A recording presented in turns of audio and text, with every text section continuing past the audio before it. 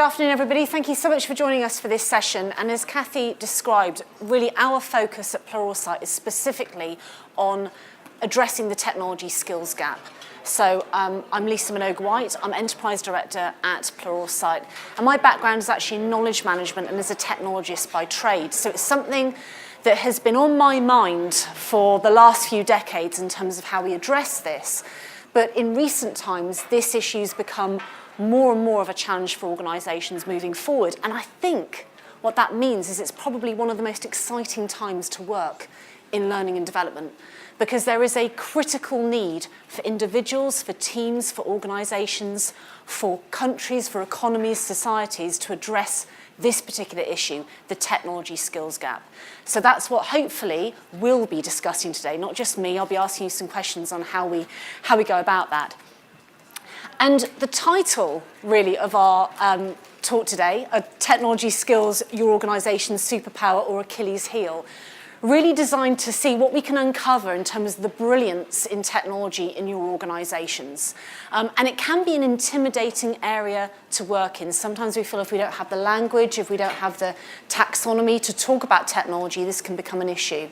But it is affecting every single one of our roles. And I'm almost sure, in fact, let's ask the question, how many of you at the moment in the organisations that you work in have vacancies in key technology roles at the moment? Okay, how many of those have been vacant for more than 3 months? Anyone? You are very, very lucky. I work with one of the major telcos at the moment, and there's a specific area of their business at the moment, specific technology around security, where on average, a number of their roles are being left vacant for 12 months. And they're a phenomenal organisation to work for. It's just that there isn't the talent out there. And this will become more and more common. You may well start to find this. So it may be people tapping on your door saying, we've really got to start to improve the talent internally to be able to fill these roles that we can't fill at the moment. But I'm going to ask a bit of a tricky question that you don't have to answer right now, but we're going to come back to it a little bit later. How often do you meet as learning and development professionals with your CTO and CIO to discuss their technology strategy? And we're going to come back to that. I want to find out a little bit more about whether you think that door is open. If it isn't open, why isn't it open? How are you going to open that door? And if they are coming to you, what are they asking you about? And we'll return to this a little bit later. But the reason why I want you to start thinking about should I be talking to my CIO and my CTO is very much for this. Like I said, we've protected the names of the innocent associated here, but this particular CIO saying, I have no idea what the skills are across my team, I'm just guessing. So if your organisation decides that this will be the year that they will move wholeheartedly to the cloud, for example, you know, they may have had an internal cloud before, they're going to absolutely go for it, or move over to AWS from a provider they've had before. How will they know when they set up their project plan, when they put their budgets in place, when they decide what individuals they need? How will your CIO and CEO know whether they can hit that? Whether they know whether they can hit that target they've set for themselves? If they have no way to understand whether or not they have the delivery capability to do it. And in a learning and development, that's the gift to give, to understand what the capability of the organisation is, and something that we work on a lot at Pluralsight. But what I thought was even more interesting was this Monday, I noticed that Citi, over there, so Citibank, have advertised a new role in learning and development. And their new role is part of this is the job description of the new role, if you fancy going for it. It's define measurement strategy and standards, reporting on the impact of learning experiences. They want people that also have knowledge of data and analytics, who are able to develop hypotheses and test those out and set those against the metrics of the business. And the job is called VP of Learning Measurement. And the reason why I raise that is I think you're going to see more and more of these jobs emerge as we're having to become more accountable for every penny that we spend, but also deep intrinsic knowledge about whether our organisation can deliver on the promises that it gives to either the taxpayer, depending if you work for the public sector, or those that benefit from your charity, or as shareholders, what is the organisation delivering? We need to know these things. So your ability as learning and development professionals to be able to go to your CIO or to your CTO and say, yes, we can deliver that migration to cloud, or yes, we can move from this system to this system, or yes, we can launch that product this year, you will be able to give them, with tools like Pluralsight, the insight that they need to say, yes, we have the capability, or if you're going to make that investment, we need to invest in the skills and talents of our people, or we need to recruit, or whatever it is you need to do to get those skills to deliver on your business strategy. So it's a really, really exciting time, but it needs a new breed of technology to support technology learning. And more than ever, and this is the sort of thing that we hear from our customers when we're working with them on a day-to-day basis, it's this whole point of trying to be future-proof. So can I ask a very kind volunteer here to tell me just a little bit, describe to me in a couple of minutes of how you go about defining the needs of your organisation, your learning needs in your organisation. So, you know, you've got different areas of the company coming to you to say these are our learning needs. Talk to me a little bit about how that happens. Have I got any willing volunteers just to say how do you gather the requirements from your business? Oh God, fantastic. Love you already. And by the way, for volunteering, you get one of those. Perfect. Talking to people, reading information, so looking at where the problems are as well. Yeah. So a conversation I had with the management team was about whether we're at the value stage and mission, and whether that was clear enough or we're still working at the KPI stage, and whether it was appropriate where we were spending our time and whether that was going to be the same going forward. Yeah. So it sounds as if the conversation is evolving, though, away from the kind of, as it were, the classic kind of order taking of learning. These are the skills that we've identified. These are the courses that we would like you to provide us with, or the learning interventions, and off we go. That they are trying to think beyond that. And also linking into recruitment. Have we got right restructures? Have we got the right skills? Is it possible to develop them, or is it better to have a new version of that department? Yeah. And I think it's interesting that you're starting to see those sorts of conversations bubble up, because one of the key challenges in all of this, if you look at drive innovation or skill up and future-proof, is that it's almost impossible in that point of time over a 12-month period to truly predict what we're going to need next, because so much is rapidly changing around us. So the old model of, okay, we've identified those needs, we've got your development plan for the year, off you go. How much are you going to miss out on innovation? And one of the things that came up in the keynotes earlier, in the panel discussion that I made a little note of here earlier, was that talking about everyone is a leader.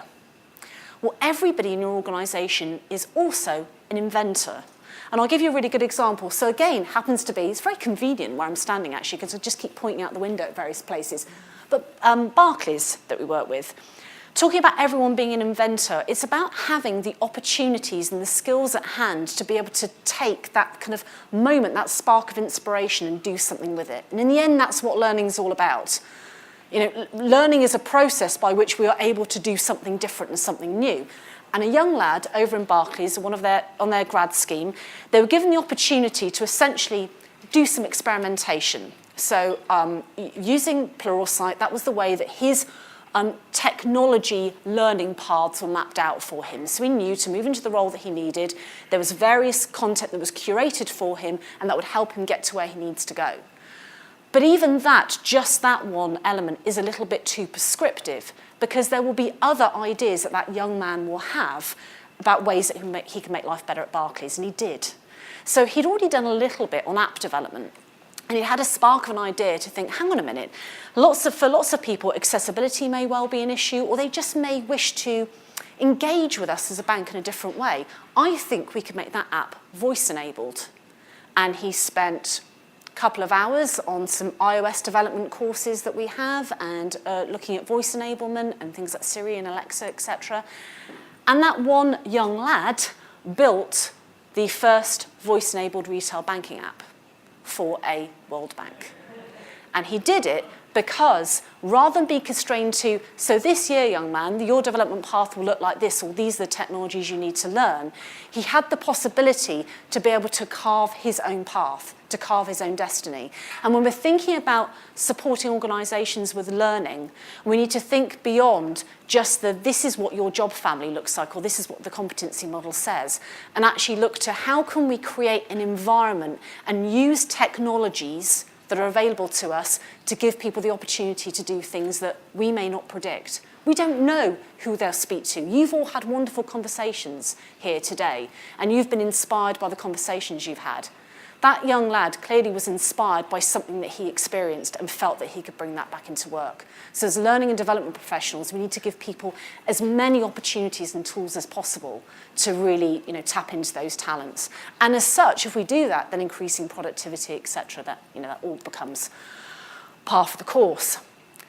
But the reason why we exist at Pluralsight is really for this one reason, is that many of us that have been drawn to the organisation or work for the organisation is because for the global organisations we work for, that the technology skills gap is the one that is the most crucial issue that we could solve for organisations over the coming years. Because the challenge is that technology is moving faster than our current ability to learn it, which is where this point-in-time model just simply doesn't work anymore. We need to be immersed and have accessibility to expertise wherever and whenever we need it. And it's interesting that if you happen to want to go through all the videos, they're all a bit long, but there's some fantastic insights in them if you can cope with it. At Davos in January this year, Gavin Patterson, who's CEO of BT Group, had said, and this is BT Group, that obviously they're fundamentally technologists at heart, but there's a real shortage in tech skills around the world because fundamentally it's not something that we've supported at a grassroots level in education. And even now, I have a daughter that's 11 years old. I do a small amount of coding, but nothing sort of substantial. So this is a challenge that we all have to address now. We simply can't wait for it. It's living in our organisations right now. And the tech will be part of everyone's job going forward. I've got some interesting stats for you there, but I'm sure that you've seen in your organisations the nature of the roles that you have are changing significantly. But I think maybe one of the issues here in terms of talking about, well, is your CIO and CTO talking to you about the skills you have in your organisation? I was talking to, I don't know whether I can't see Max at the moment, Max from BT that I was having a chat with earlier, saying one of the big challenges is that organisations will come to us as learning development and say, we must improve our digital skills. Anybody want to give me their definition of what a digital skill is, please? And come on, please have some volunteers because you do get another toy if you can answer that question. What's a digital skill? There's no wrong answer. You can just give me an example of what you'd think a digital skill would be. Data analytics. Sorry? So, coding? You had it? Data analytics. Data analytics? Social media? Systems? E-commerce? Fantastic. I don't have enough of these, so we're going to have to fight for these later. I just don't have enough, do I? You've much better, you've a very engaged audience. And that's the challenge. It is all about context. I mean, how many times do we hear the word context at conferences? But it's absolutely true, because what Max and I were discussing was I was talking to, it's actually one of the utilities, and they do reverse mentoring as part of their apprenticeships. And for them, digital skills were their young people supporting their people that were about to retire in how they could use technology to better run their lives, to get access to services that they need, to be able to share photography with their families, through to organisations that have significant challenges with cybersecurity and that simply don't have enough people that are able to secure their systems from a code base up through to networks. So it can mean any of those things. So unless we really understand and we have good conversations with our CEOs and CTOs about what does this look like, what are you trying to deliver? It's not enough just to say digital skills need to improve. What are we trying to build here for our customers? Then you can really get to the heart of what you're talking about. So it's just about better questions and better conversations. And if they're not talking to you already, my goodness, are they going to be talking to you? So there's just some things that we curated that have been coming out recently. UK government, the imperative for businesses to develop their digital skills for their employees is now a matter of survival. So this isn't a nice to have, it's just to be able to survive. Good example there. How many of you have Netflix?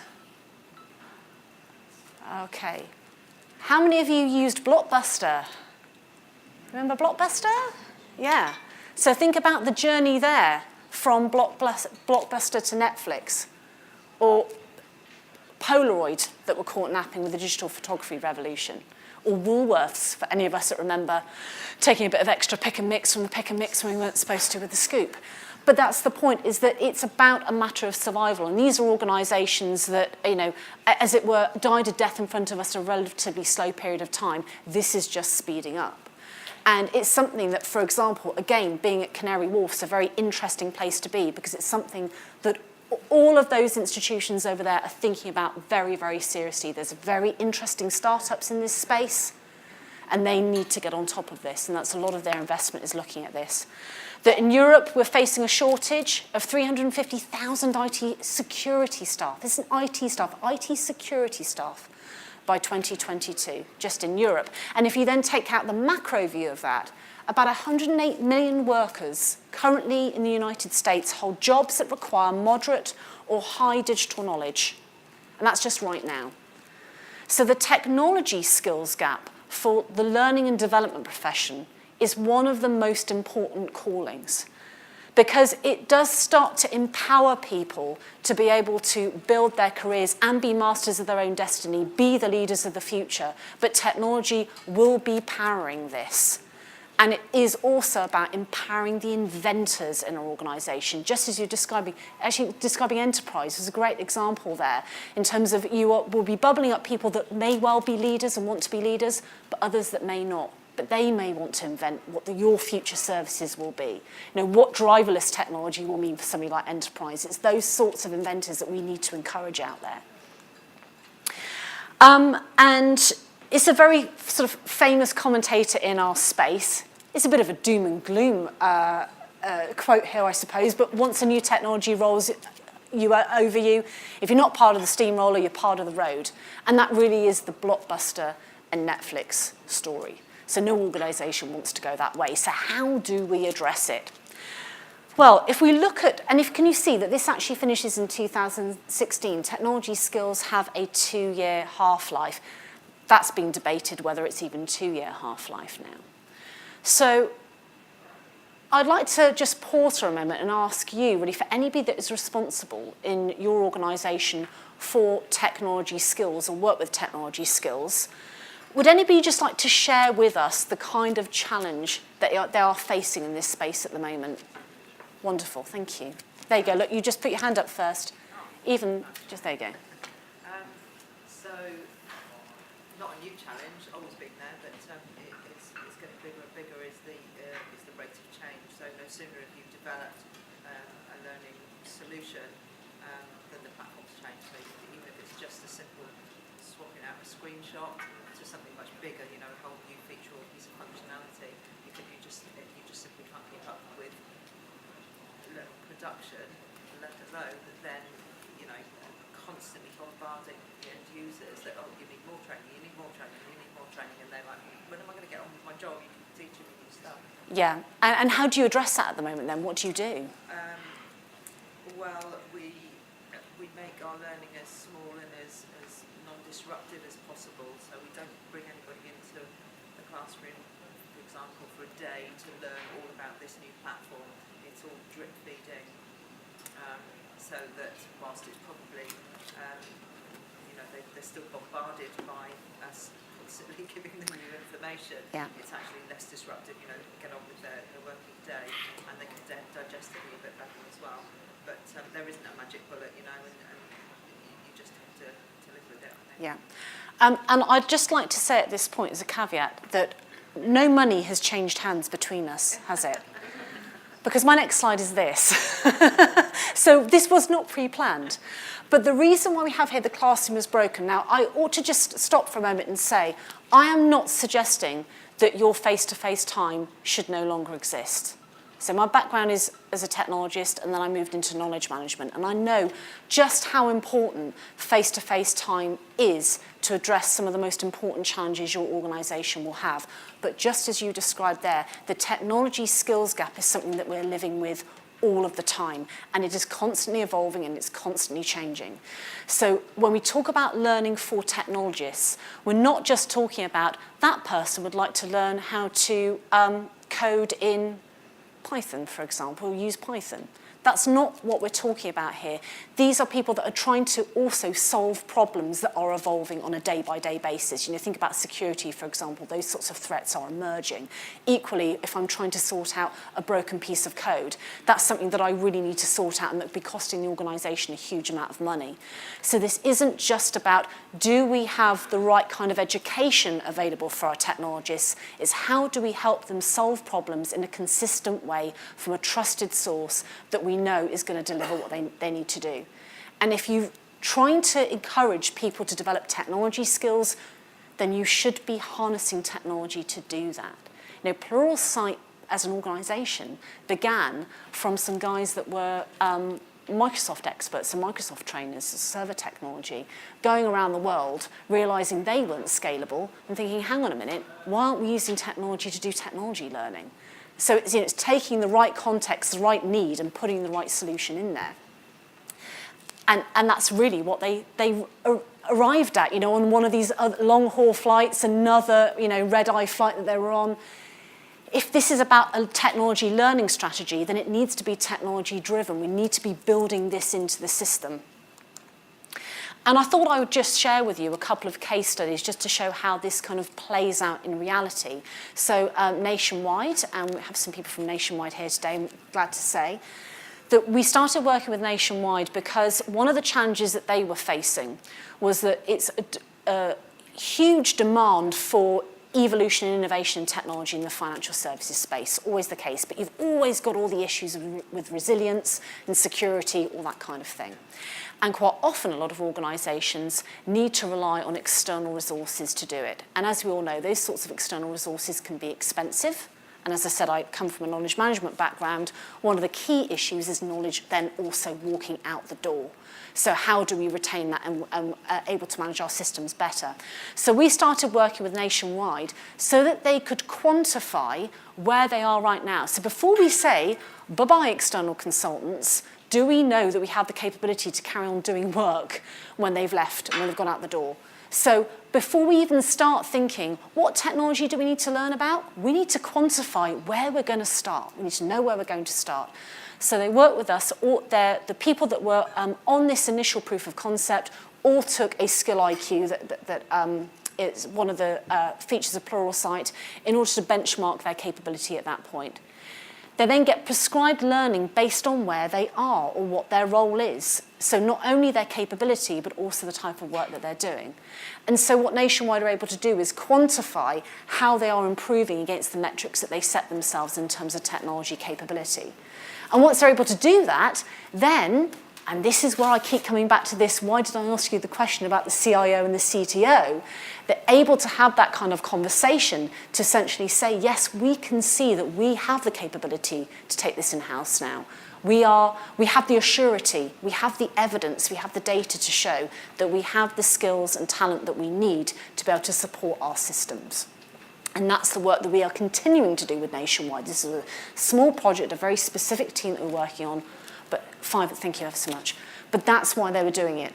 And also for one other reason as well, and many other reasons actually I should say, but one other reason that really came to mind today, and I'm going back to my notes because we're back to the session first thing in the morning, thinking about accountable freedom, individual understanding, and purpose and meaning. It's also about attracting and retaining the right talent. So I'm sure you are all very familiar of the conversation between the CFO and the CEO, where the CFO goes to the organisation and says, what happens if we train people and they leave? And the CEO says, what happens if we don't train them and they stay? We all know that. But this is why, particularly in technology, there's often a reluctance, a worry to say, if we expose them, though, to all of this possibility in technology and all this learning. They'll develop all these incredible skills and they'll leave. But this is the whole point. But what if they don't have the skills that you need, or that you can't attract that talent? And Nationwide are able to do that through investing in their people and showing that actually you can be our inventors. You can be our leaders of the future, or you can be our inventors of the future. And it helps bridge that gap between the individual's needs and them being in charge of their own destiny, but also the organisation, so teams and companies having visibility, really quantifiable visibility of their capability. And I know certainly when I used to work for EE in knowledge management, and one of the things we were trying to do was benchmark our technology capability. This was about 15 years ago now. We simply didn't have the means to do it. And it is really restrictive. It's a real problem when you're making big decisions about the future of your organisation, which is why it's so exciting for us, for the companies we work for, when we can show them that this is exactly what you are capable of right now, and it's real time, and it's changing, and it's moving as they're looking at it. It's a really exciting place to be. And so how does your business know whether it has a skills gap? You know, City are employing for this VP of learning measurement to do exactly that. And that's what we exist to do at Pluralsight for technologists. And for Telefonica, my colleague Ali here works extensively with Telefonica. And as you can imagine, for a telco, one of their biggest issues is just the pace of change.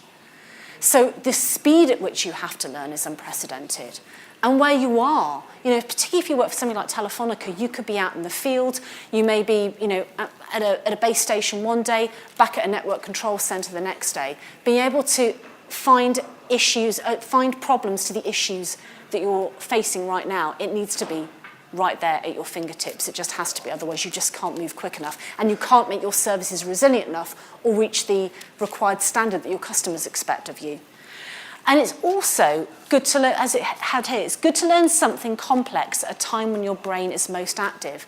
I don't know when your brains are most active. I don't know when the right time will be for you. So having that available at the time that will suit you will help us hopefully help that learning stick and be able to apply it better.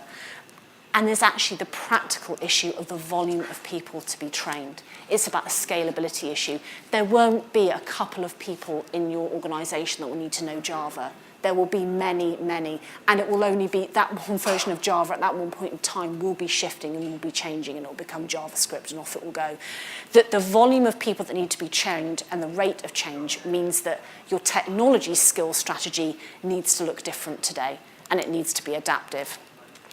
So I'm going to go right back to our original question and ask for a show of hands and any volunteers again.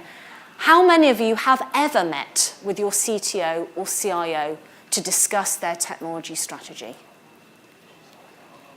Excellent. Young man here, I'm going to ask a question. Tell me how that conversation went. And what was the outcome?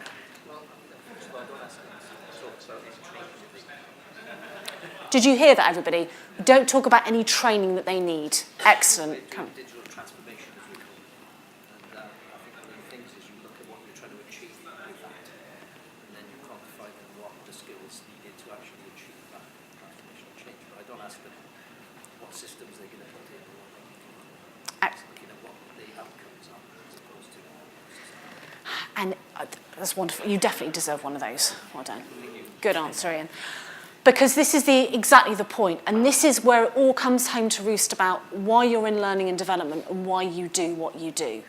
I'd hope that the answer would be that none of you want to be order takers for these are the courses that we need.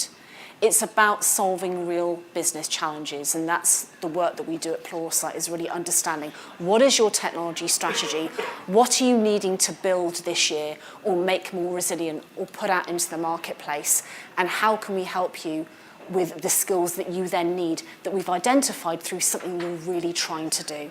Not just we think we need more developers, or we think we need more cybersecurity people, that we're actually addressing real problems. And I imagine that many of you were drawn to a profession in learning and development to make that kind of difference. And the technology skills gap is one of those areas where you can make the biggest impact in your career. I really believe that, because it will then bubble up to those issues of leadership and personal empowerment and future for people to carve new careers for themselves and to have long and prosperous careers and successful organisations. So if you'd like to find out more about what we do and how we work with our customers, I mean, we're over just on the stand over there.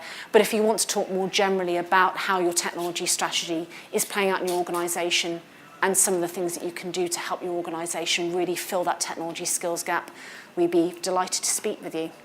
So thank you very much for your time.